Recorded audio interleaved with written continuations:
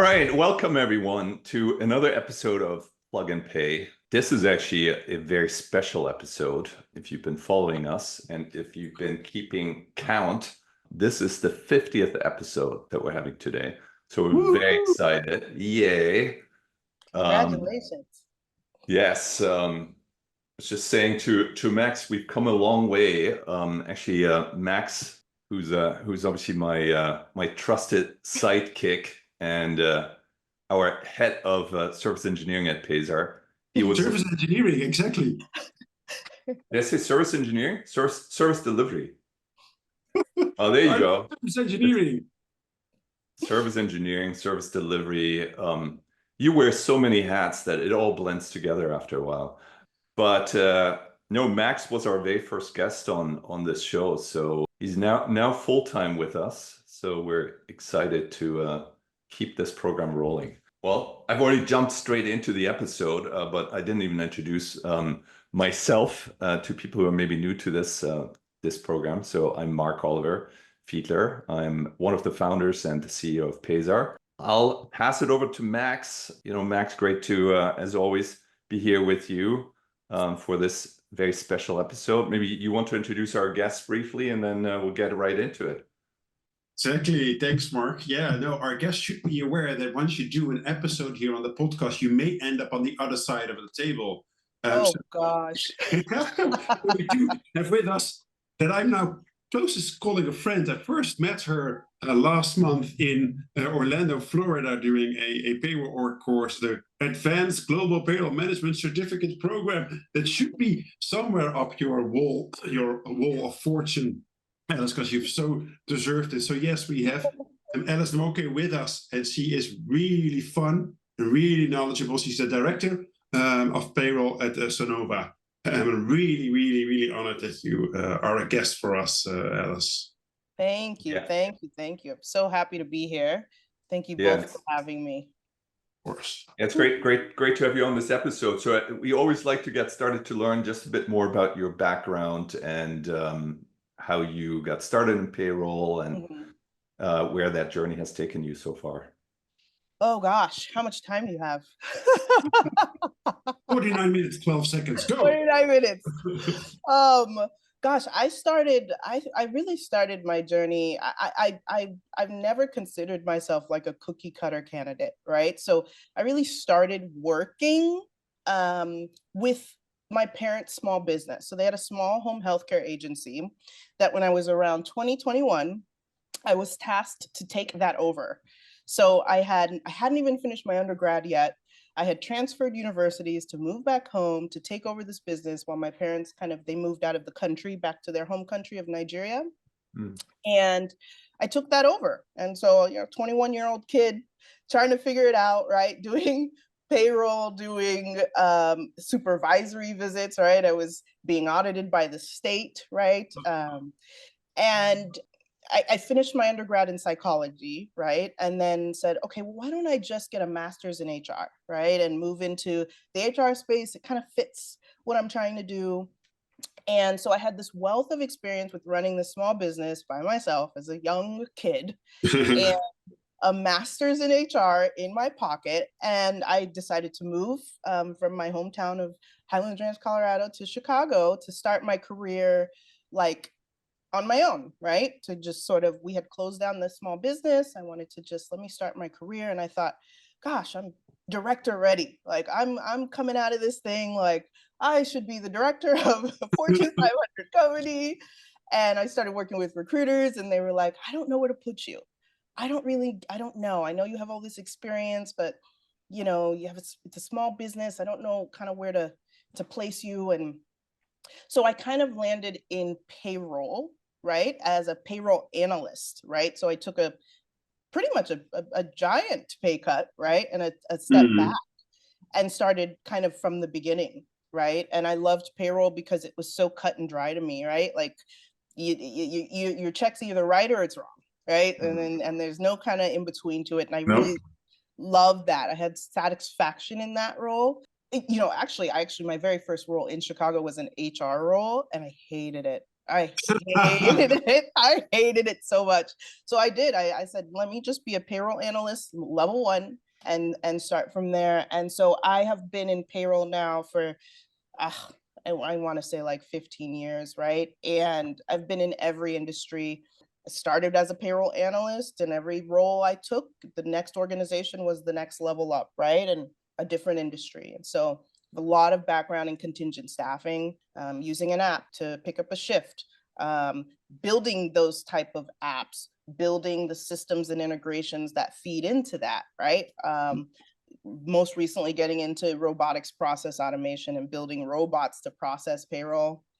And then now here at my role at Sonova, I'm kind of at the brink of working on a global, or actually getting a global strategy approved to globalize our payroll, because right now we're very fragmented. So in a nutshell, I just kind of found myself in payroll and just have been moving through the payroll world since. Wow. And well, you said that you love payroll. I think that feeling is mutual.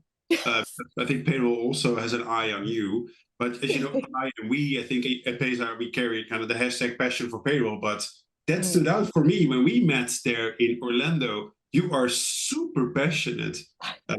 Where does that passion and love for payroll come from? What do you love so much about payroll?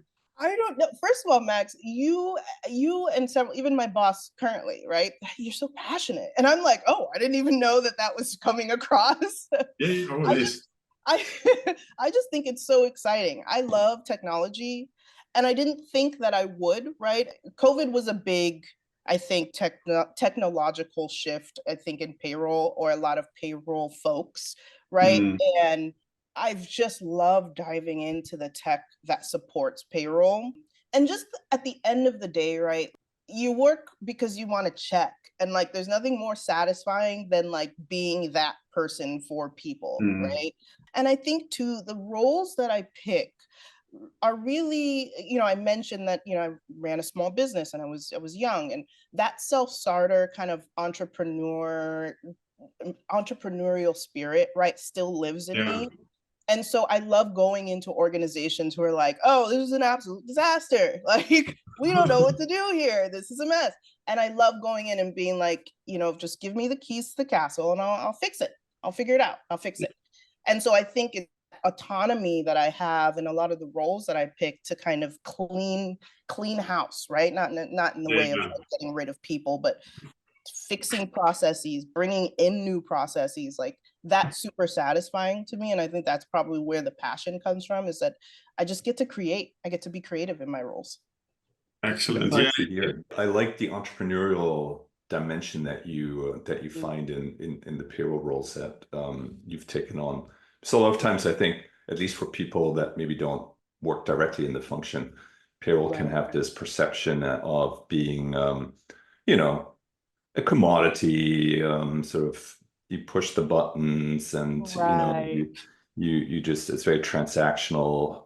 It can be transactional, right? But it's nice to hear that the way you've approached your career and the roles that you've taken on, it sounds like you've looked for opportunities to challenge yourself, challenge the organization, challenge the status quo, and find ways to approach things differently and bring a new dimension, new perspective into the payroll environment. So Absolutely. yeah, Yeah. no, it's nice to hear that that's something that definitely is possible, right? You just got to look for Yeah. those opportunities where you can apply yourself in that way. Right. And I think too, I mean, you mentioned the transactional nature of payroll. I think people get so stuck in that box, right? Where it's like you can look at any process that you're assigned to and you can take it and make it better, right? You can Mm. take it and do something different with it. And that's always what I've encouraged my team to do, right? And I think that's why, I'm one of those people notoriously will take people from they'll follow me from organization to organization, right? Oh, you're one Because of those. Yes. I am one of those. I am absolutely one of those. And I will admit it, I have a lot of people that I've brought along with me for this ride, not just because of just the relationship I had with them, but just the value they bring and the way they see certain processes. Like I understand their value they bring. I mentioned non-traditional cookie cutter candidates, right? Like I was not one of those people. I had a lot of proving myself to do to people. And so I naturally can recognize those people who it's like, I know you're back. I know you've had a tough time in this space. I know your people are questioning why you're moving around or what you're. But when I see your background, I see literally a problem solver. In the last 4 roles, I see all of these different roles, whether you were maybe implementation for an employer of record, or and then you moved over to a different department, and then you were billing collection specialist and you cleaned up that process there. And I'm seeing the fact that you're able to look at a problem and solve that, right? Like you're able to take something that maybe you're not an expert in, go get the information you need and fix the problem. Like those are the kind of people that I like to bring up with me, because they just bring a valuable set of eyes. So yeah, instead of looking at it like you're, pressing buttons and submitting, approving the payroll and there goes the check, there's a lot more like fun involved in payroll that you just got to tap into. Exactly. Well, actually, we talked with Sarah Chesney, who you've also met. Yes. About fun in payroll. But that's a whole other episode that the listeners should also listen to. But let's just all agree, everyone who doesn't work in payroll, if you ever say to us again something around a button, just know that pushes our buttons and it will hunt you. So just a good warning, don't mention it again. Okay? It's like the Voldemort of payroll. Don't mention the name. Okay? But hey, you've been in payroll for 15 years now. Yes. And you started, as you shared, as kind of in the HR space, which I understand you then moved to the payroll because that's much more fun and exciting. And you've been doing this for quite a while, which also means you now find yourself a kind of a leadership journey in global payroll, right? So can you tell us a little bit more around growing the ranks in global payroll, and specifically like pros and cons for instance, for what you did, fast tracking your own career by moving organizations?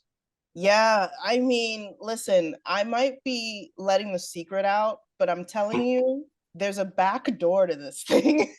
And the back door to this thing is moving around a bit, right? Because I found myself, talking to recruiters or hiring managers or people, and they're asking me, why did you leave this place? And why did you leave this place? And I can tell you what I picked up from all of these places, right? I have touched so many different systems. I've seen so many different industries. I've seen so many different payroll team setups and cultures. And I bring a wealth of experience because I've moved around so much, right? And I think it does become a bit of a deeper conversation, because I am a millennial, I am a woman of color, right? And so I naturally run into situations where people try to limit my growth, right? Based on their perspective, right? And so what I learned really quickly is that it's in some organizations and in some cultures, it's your boss's job to kind of limit you and keep you in your box, right? Like to keep the peace, right? There's not that many leadership roles out there, right? And so someone's got to leave or something's got to happen for that to be an opening. And so it's their job to kind of limit your scope, I guess. And because I've always had this sort of scrappy nature to me, right? Like I'm going to fight to get to where I need to get to.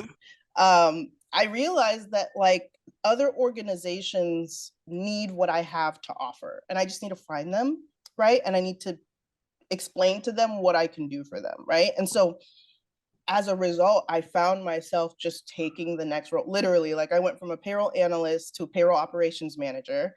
And then I went payroll operations manager to senior manager of global payroll, and then senior manager went to director, and then at this organization I'm on a fast track, right? Because I'm a very ambitious person, and I'm a very I lean into those things that a lot of people might kind of shy away from, right? And I do it with a smile, and I take it as a challenge, right? And so once I know that is what my current organization saw in me, right? And so this bear of a task that I'm tasked with now of kind of globalizing our payroll was something that I was like licking my chops. I was like, yes, let's Get do started. this. Yeah, we've got 36 different countries. No one's on the same, with 51 different payroll systems, and no one's even tried to look into this. Oh, this is the project of my dreams, you know?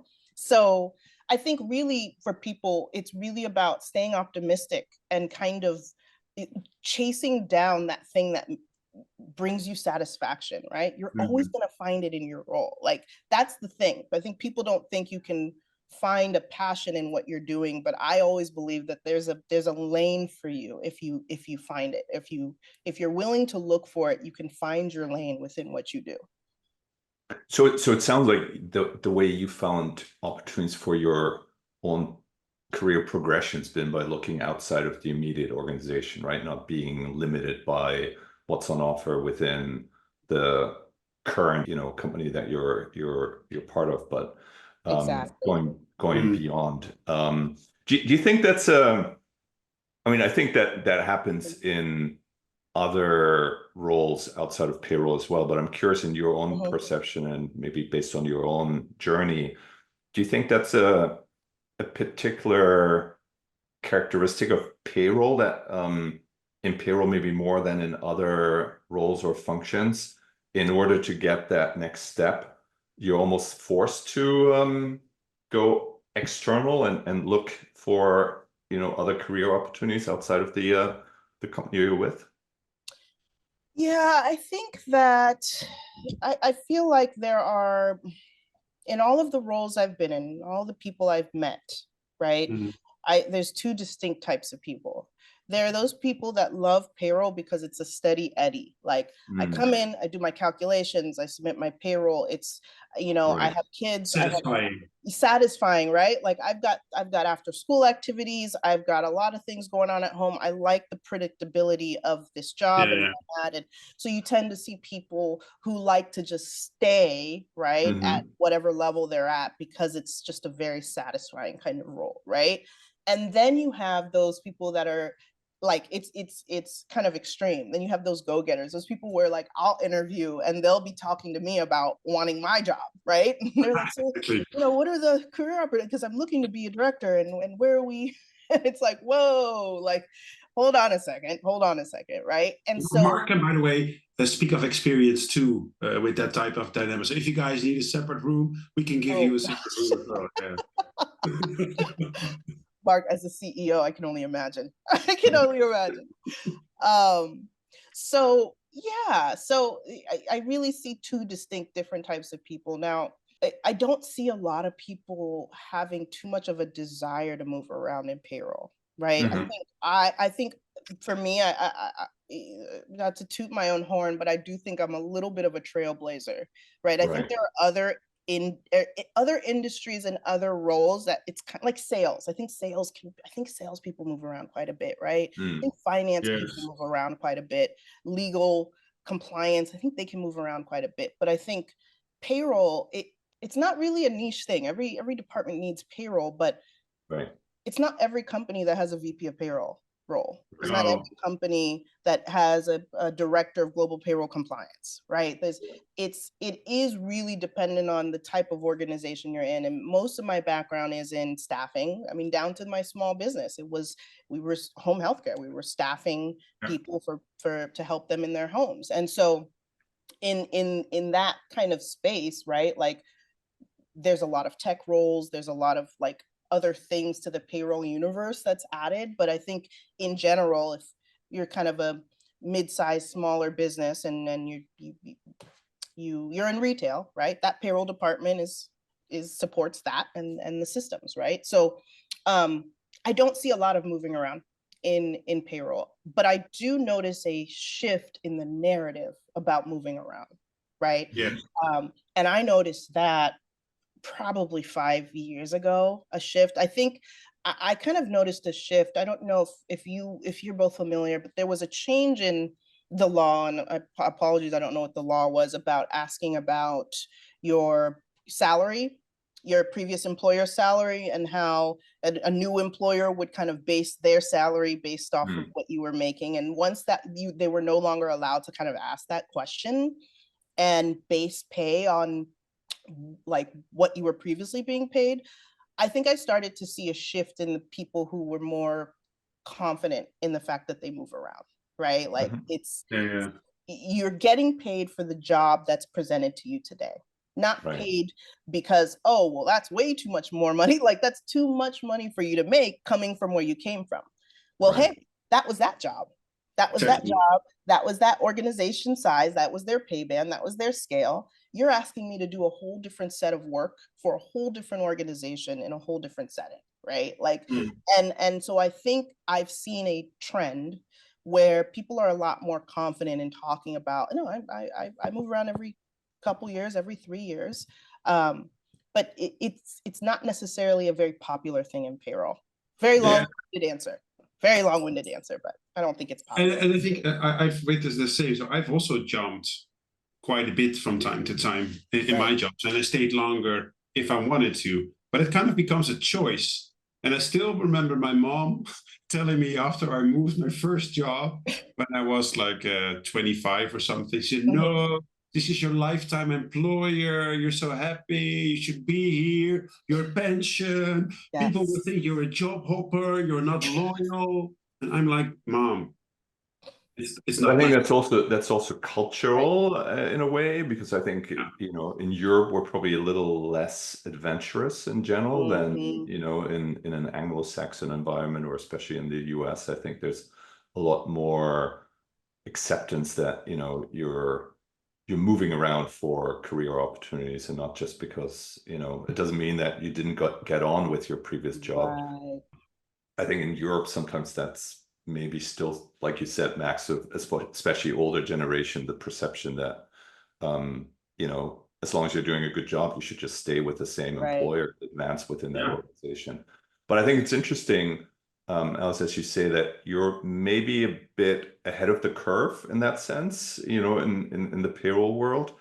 And yeah, I mean, certainly it takes some guts as well, right? To kind of cut your ties with your current, maybe, you know, fairly comfortable role that you've grown into, and you know people and you know your way around, and you know gets on with you and so on. And now you're moving into a new role where no one knows you. You need to reestablish yourself. So from that perspective, I'm curious, now you've done it many times. Are there any learnings that you can share with people that maybe are, you know, coming to a point where they're saying, I'm ready, you know, I want to advance, I want to do something different? Any tips that you can leave people with, you know, best practice that you've picked up over the years, how to get started in a new role, which is always the sort of, you know, the hard thing. It's the jumping off the cliff, right? I think that's the thing, is people are so afraid of change, and it's daunting. I mean, you said it, Marc. Once you're comfortable in a role, it's like the idea of completely uprooting yourself and rebuilding and new relationships, and you know, you don't know if this issue you had over here is going to persist over here, and it is so intimidating.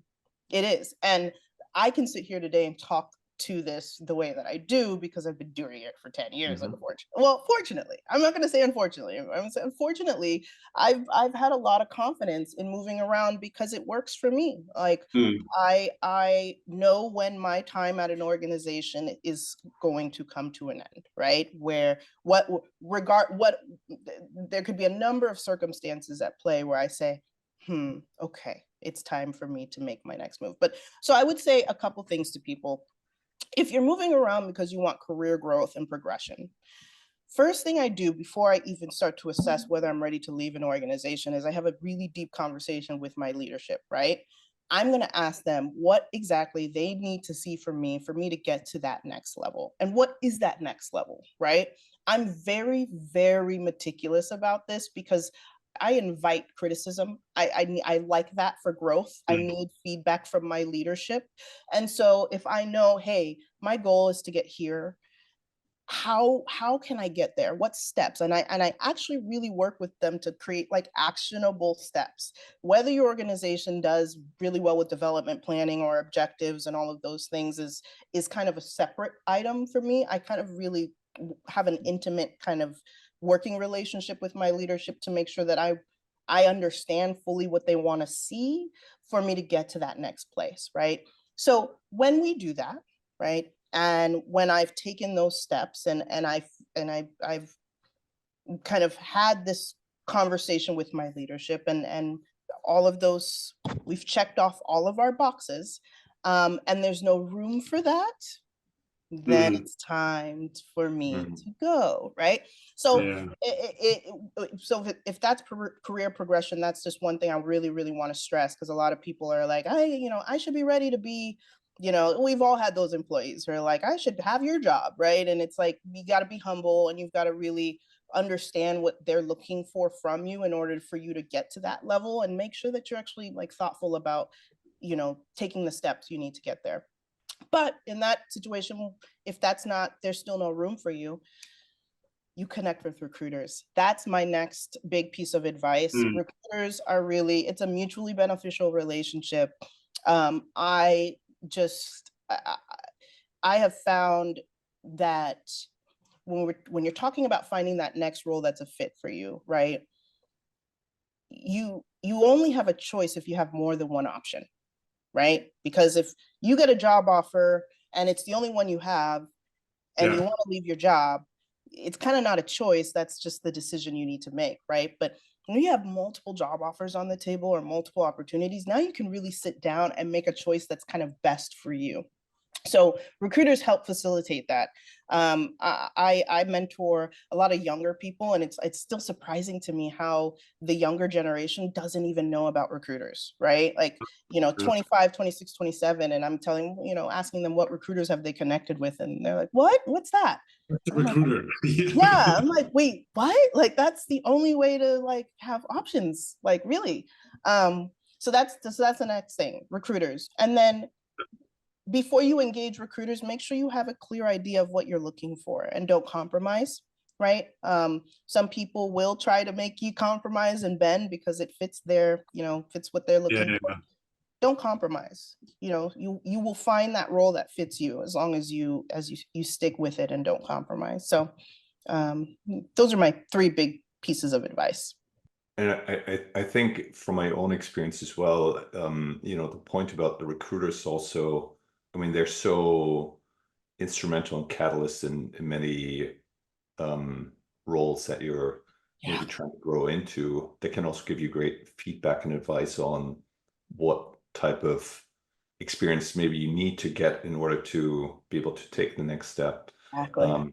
And I think it's helpful to not just think about the recruiters when you're at the point where you're trying to make the move, because at that point, trying to get to know a new recruiter and trying to build your connection and relationship with that recruiter takes also time. So my advice, to add to your advice of being active and working with recruiters, would be keep a relationship going with, maybe not obviously lots of recruiters, but pick maybe a couple, 2 or 3, where you say, okay, I've maybe worked with this person before or had some interaction with them, and they seem like a good person to stay connected so that they can follow your progression and they know what you're up to. And when they come across something that fits your bill, right, they also already have you in mind, right? That way it's not a cold start when you're ready to make that jump.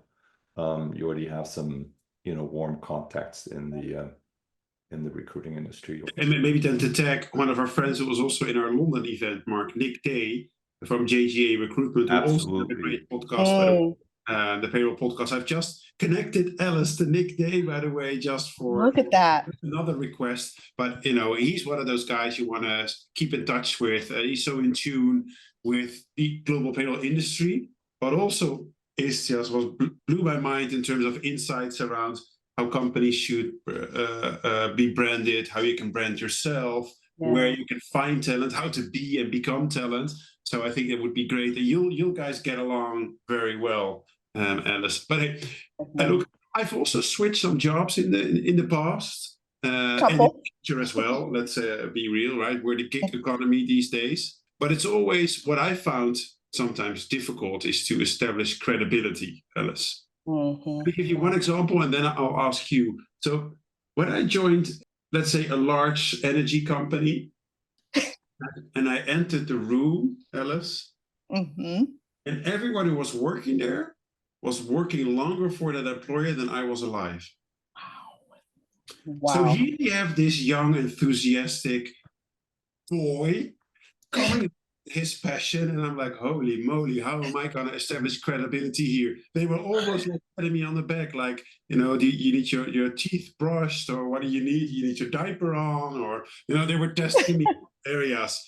And I thought, okay, I can be here. I'm the manager, which I don't want to do. So I went down the route of pure knowledge, where they thought, you know, we've seen it all, we know everything. And I'm like, no, I also know a little bit about payroll, just a little bit, and I'll probably show you, and then I'll show you that I can actually help you with that knowledge and fill in the gaps, because you guys don't know how to maneuver in a politically loaded environment, and I know the content. Then they start thinking, oh, he might actually use this guy. He might actually help us. But it took me like 6 to 8 months or something to establish that credibility. But hey, now I'm here, so I hope I did well. But you know, you've just started a new role. How do you go about establishing credibility? Establishing credibility is huge. It's the single most important thing to me. And much like you, Max, right? I'm younger, woman, of color, right? And in the States, right? It's just a highly politically charged environment, right? So I've been in multiple environments where it's tough, right? And I think I want to start by saying that there are some environments where you will not establish credibility. And that's not an environment for you. So I just want to, I want to start there, because there are things, there are cultures, there are factors where there are some corporate environments that just are not welcoming to certain types of leadership. Right. So that's one. Two, when I go in and I establish credibility, one of the biggest things that I realize is that people just want to be heard. And they have gone their entire time at this organization without having their thoughts or their ideas heard, or anyone trying to take any action, right, with any of their suggestions, right? So for me, we have this term here, I don't know if it's a popular term, but we call it go to Gemba, which is in this sort of continuous improvement mindset. In order to figure out the problem, you have to go to the problem. You have to go to where the work is being done, right? And so I always start, I will sit with the payroll specialist. I will run payrolls myself, right? I will, for the first few months of any role I'm in, I'm actually doing the work. I'm responsible for used payroll. To do that as well, Alice. Roll up the sleeve, give me Finland, give me Italy, give me Uruguay. Exactly. Yes, exactly. Like, exactly. Just you can't speak to a process or a broken process or even fix a process if you haven't even sat and done it yourself, right? I've answered tickets, I do it all, right?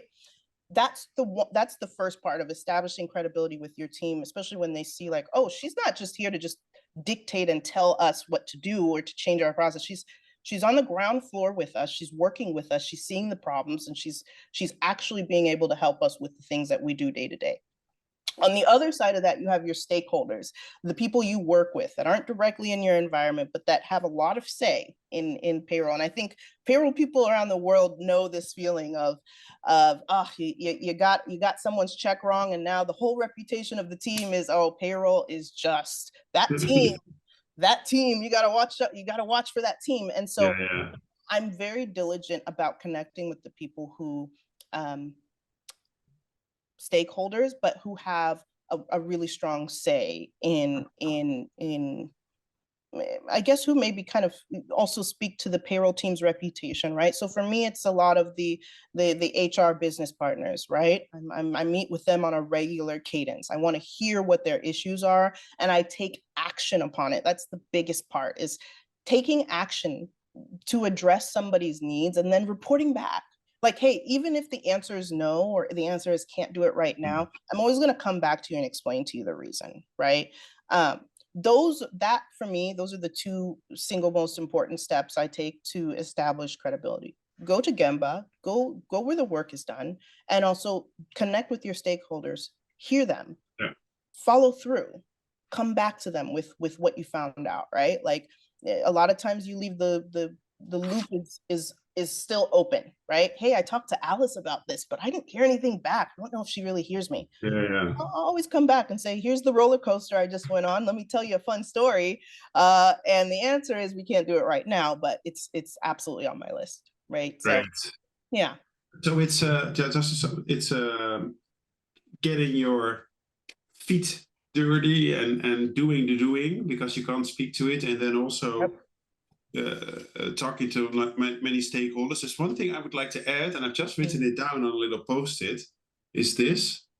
Wait. For the people listening, this says wait. I always have that here, and I probably don't look at it as often as I should, but it says wait, which means why am I talking? Especially when you hit the ground. Yes, hit the ground running, but listen more than you speak. Absolutely. Absolutely.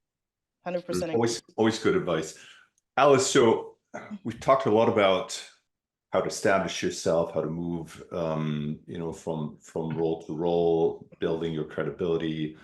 And you just mentioned, at the end of the day, you got to do what needs to get done, right? And execute. And so just building on that point a bit, you've now been in your current role for, I think, almost coming up to 2 years, right? It's exciting times in the global payroll space overall, lots of exciting new things. So I'm curious to hear, setting priorities for the coming year. How do you go about that? What are some of the big themes that you're excited about, that you're looking to get into, and where do you see things going?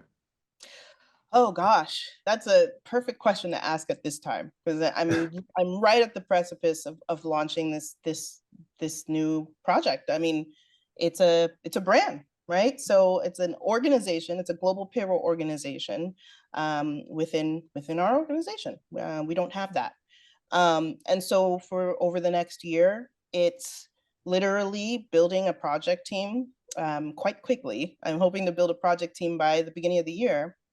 And we are talking to every single payroll team in every country, right? We're sitting down with them, and Max has provided this beautiful graphic of all of the payroll activities, right? Payroll, pre-payroll, run payroll, post-payroll. And we're going to spend the year working with every single team in every country and mapping out all of their processes.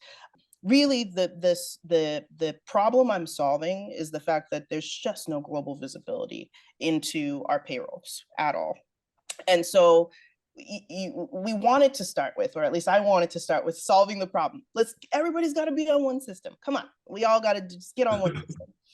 And part of this work I've been doing this year, and even just working with Max, I mean, I'm just very blessed to have met him, and he happened to be the instructor for this program, right? Who validated a lot of my thoughts, that there's just a lot of investigating that needs to be done first, and process mapping that needs to be done first before I can come back and present the solution. So this is a year of investigating coming up, right? And staying open-minded. And doing new things. This role in such a global capacity for me is pretty large. I've been in global roles, but this is big, right? We touch every single continent, right? And so it's so exciting. It's kind of the role of my dreams, right? And I almost kind of built it myself, right? Like, I didn't actually choose this role to do this, but I chose this role because there was just so much that hadn't been done. I just didn't know exactly where it was going to take me. So so this year is an investigative year, and a year of first and new things. Sounds very exciting. What a journey ahead. And it sounds like it's a nice opportunity, as you describe it, where you've carved out this kind of opportunity for yourself, right? It's not something that was already there as you entered the organization, something that you, with your passion and your entrepreneurial spirit, right, that we talked about earlier, kind of built this organization, and you're Yeah. trailblazing this path for yourself. So Yeah, congratulations on that. thank you so much. And I just want to note too, I think I just want to give some credit to my leadership, because I think without I think some of the things that we get wrong is you hire this a certain type of talent and you don't let them do what they do.